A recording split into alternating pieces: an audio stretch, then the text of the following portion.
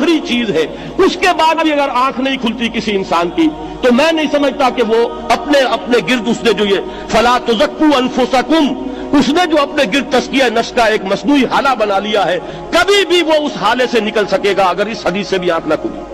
اور وہ حدیث کیا ہے؟ مولانا اشرف علی تھانوی نے اس کو اپنے جو خطبات جمعہ ہیں ان میں نقل کیا ہے، بیہقی کی روایت ہے۔ اوح اللہ عز وجل الی جبرائیل علیہ الصلوۃ والسلام ان اقلب مدینۃ کذا وکذا باہلھا، اللہ نے حکم دیا حضرت جبرائیل کو فلاں فلاں بستیوں کو الٹ دو اس کے رہنے والوں سمیت۔ قال فقال، حضور نے فرمایا، اس پر حضرت جبرائیل نے عرض کیا بارگاہ خداوندی میں، ان فیہا عبدک فلانا لم یعصک طرفۃ عین،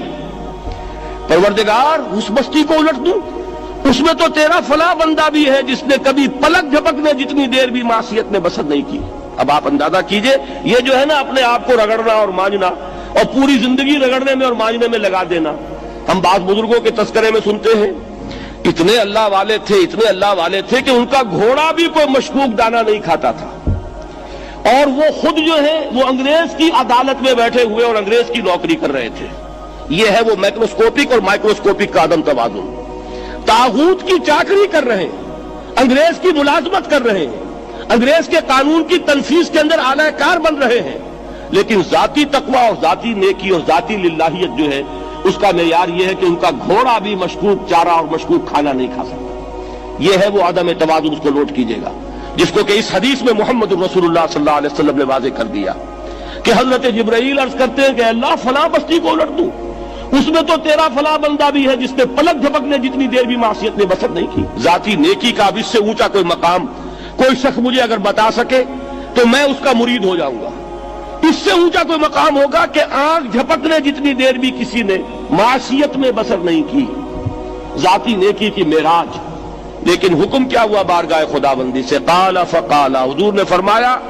اللہ تعالیٰ نے حکم دیا جبرائیل کو، اقلب علیہ وعلیہ، الٹو اس بستی کو، پہلے اس بدبخت پر پھر دوسروں پر۔ کیوں؟ فإن وجہہ لم یتمعر فی ساعۃ قط، اس لیے کہ اس کا چہرہ کبھی میری غیرت میں سرخ نہیں ہوا، اس چہرے کا رنگ نہیں بدلا۔ بے غیرت انسان، بدیاں پھیلتی رہیں، میرے دین کو روضا جاتا رہا، میری شریعت کی دھجیاں بگڑتی رہیں، عوامر کا مذاق اڑایا جاتا رہا، نواہی کے لیے دنیا کے اندر جن چیزوں سے میں نے روکا اس کے لیے فلسفے تراشے گئے،